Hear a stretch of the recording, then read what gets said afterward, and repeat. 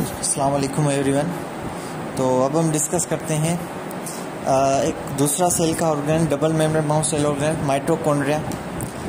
अगर माइटोकॉन्ड्रिया की बात करें तो ये एनिमल सेल्स के अंदर मौजूद होते हैं और प्लांट सेल के अंदर भी मौजूद होते हैं, लेकिन बैक्टीरिया के अंदर जो प्रोकैरियोटिक सेल है उसके अंदर ये एब्सेंट होते हैं। ठीक है, अब ये क्या है, ग्रीक वर्ड है, कैरियन से लिया गया है, जिसका मतलब है सेंट्रल कमांडर। कमांडर मतलब ऐसा पार्ट जो पूरे के पूरे सेल को कंट्रोल करे।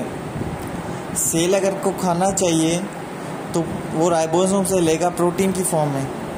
ठीक है, उसके अंदर जो भी राइबोसोम का काम है, ठीक है, माइटोकॉन्ड्रिया का काम है, एंडोप्लाज्म रेटिकुलम का काम है, प्लास्टिड्स का काम है, सारा का सारे जो काम है सेलों को कंट्रोल करने वाला एक न्यूक्लियस होता है। इसीलिए जैसे हमारी बॉडी में दिमाग होता है वो कंट्रोल करता है सारी बॉडी को, इसीलिए इसको ब्रेन ऑफ द सेल भी कहते हैं, इसको सेंट्रल कंट्रोलर्स भी कहते हैं, इसको हार्ट ऑफ द सेल भी कहते हैं। Is it clear?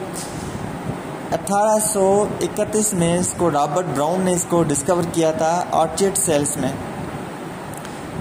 अगर न्यूक्लियस का दूसरा नाम कैरियन है, ये यूकैरियोटिक सेल्स जो ट्रू सेल होता है उसमें अंदर प्रेजेंट होते हैं, लेकिन प्रोकैरियोटिक सेल्स जैसे बैक्टीरिया हो गया उसमें एब्सेंट होते हैं। रेड ब्लड सेल जो खून के रेड ब्लड सेल्स हैं उसमें न्यूक्लियस नहीं होता। ठीक है, तो ये एनिमल सेल के अंदर ऐसा न्यूक्लियस होता है जो सेंट्रल पोजीशन में होता है।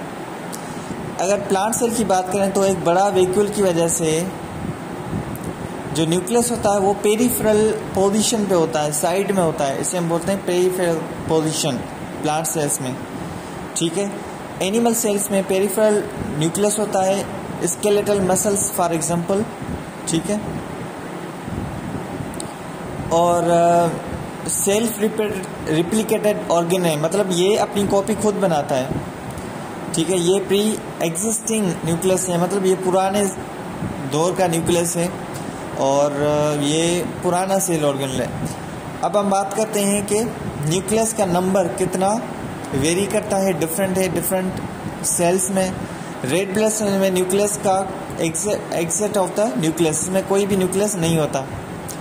फ्लोएम्स ऐसे सेल टिश्यूज हैं प्लांट्स के अंदर जो ऑर्गेनिक फूड है, जो प्लांट्स फोटोसिंथेसिस के जरिए बनाते हैं ग्लूकोज की फॉर्म में, वो सारे के सारे बॉडी पार्ट्स को प्लांट्स के अंदर वो पहुंचाने का काम करता है फ्लोएम के टिश्यूज। तो उसमें अंदर भी न्यूक्लियस नहीं होते। एपिथेलियल टिश्यूज होते हैं, ये हमारी स्किन में और स्टोमक वगैरह में जो भी होलो ऑर्गेन्स हैं, अंदर से खाली हैं होलो, उनकी लाइनिंग, उनकी वॉल्स हैं, उसके एपिथेलियल टिश्यूज होते हैं। इसमें एक न्यूक्लियस होता है, मोनोन्यूक्लिएटेड इसे बोलते हैं। मोनो का मतलब वन, जिसमें क्या होता है, सिंगल न्यूक्लियस होता है। पैरामीशियम जिसमें 2 न्यूक्लियस होते हैं, इसलिए इसका नाम है बाई न्यूक्लिएटेड पैरामीशियम। एक प्रोटोजोन होते हैं, प्रोटोजोन।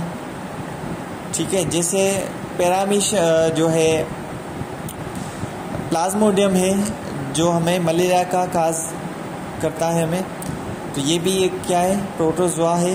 बाई न्यूक्लिएटेड, बाई का मतलब है 2, इसमें 2 न्यूक्लियस होते हैं। अगर बात करें ऑस्टियोक्लास्ट सेल्स, ये ऐसे सेल्स होते हैं जो हमारी बोन्स में होते हैं। ठीक है, बोन्स में 2 तरह के होते हैं, एक ऑस्टियोब्लास्ट होते हैं, ऑस्टियोब्लास्ट ऐसे सेल्स जो बोन को बनाएं, ठीक है, बोन को फॉर्म करें। एक ऐसे सेल्स होते हैं जो कि हैं ऑस्टियोक्लास्ट सेल, ये ऐसे सेल्स हैं हमारे हड्डी अंदर। अगर बोन्स के ओल्ड सेल्स हैं उनको क्या करते हैं, ये किल कर देते हैं और नए सेल्स बनाते हैं। ठीक है,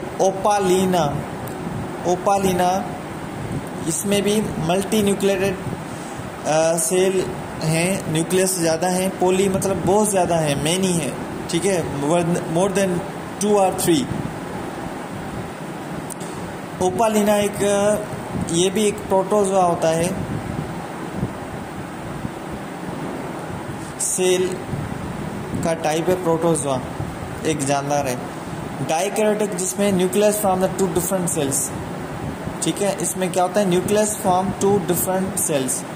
ऐसे न्यूक्लियस जो दो मुख्तलिफ सेल्स में हो, डाइकैरियोटिक सेल्स। जैसे अगर बात करें फंजी की, जो ब्रेड वगैरह ख़राब हो जाती है, रोटी ख़राब हो जाए तो कलरफुल थोड़ा कलर हो जाता है, तो वो क्या है, फंगी उसमें होती है। फंगी की अगर बात करें तो उसकी बॉडी ऐसी होती है, उसके अंदर न्यूक्लियस बहुत ज़्यादा होते हैं, ऐसे बहुत सारे न्यूक्लियस होते हैं। अब ये क्या है, सारे के सारे सेल्स हैं, ठीक है, ये सारे के सारे इसके अंदर सेल्स हैं और उसके अंदर क्या होते हैं, न्यूक्लियस होते हैं। अगर शेप की बात करें, स्फेरिकल शेप जिसमें गोल शेप होता है, ये एपिथेलियल सेल्स जो हमारे होलो सेल ऑर्गन में होता है। एलिप्सोडल सेल्स जिसमें मसल सेल आ गए, मायोसाइट्स जो है, ठीक है, मायोसाइट हमारे मसल्स में होते हैं सेल्स जो कंट्रैक्ट रिलैक्स होते हैं।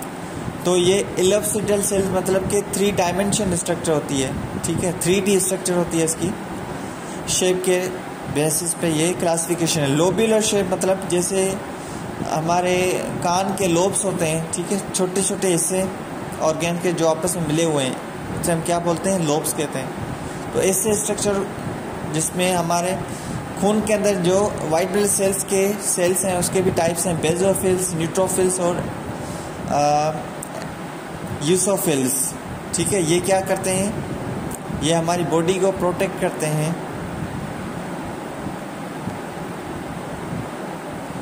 किससे प्रोटेक्ट करते हैं, हार्मफुल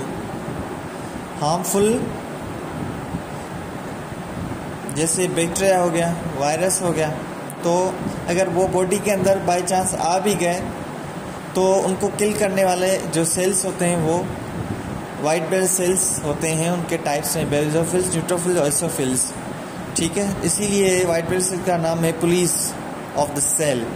तो वो टारगेटिंग का काम करते हैं। सेल जो साइकिल है, सेल का साइकिल क्या बोलते हैं, एक सेल से नए सेल बने छोटे छोटे, उससे हम क्या बोलते हैं, सेल साइकिल। उसके अंदर जो छोटे छोटे फेजेस होते हैं, ठीक है, टाइम लगता है एक सेल को दूसरे सेल में कन्वर्ट में। तो उस पूरे के पूरे जो टाइम पीरियड है उसे सेल साइकिल कहते हैं, जिसमें 2 फेज है। एक इसमें न्यूट्रल फेज होता है, जिसमें दूसरा होता है एम फेज, जिसमें सेल का न्यूक्लियस डिवाइड होता है। इंटरफेस में क्या होता है, न्यूक्लियस अपीयर होता है, जाहिर होता है, ठीक है, और इंटरफेस में सेल अपने आप को तैयार करता है, प्रिपेयर करता है सेल को डिवाइड करने के लिए। और इसमें क्या होती है, सेल की डिवीजन होती है किसमें, एम फेज में, जिसमें न्यूक्लियस जो होता है वो डिवाइड हो जाता है 2 सेलों में अंदर। जब सेल ही डिवाइड होता है तो न्यूक्लियस भी डिवाइड हो जाता है। तो आज हमने डिस्कस किया न्यूक्लियस, उसका काम और उसकी स्ट्रक्चर और उसमें शेप के बेसिस पे उसकी क्लासिफिकेशन।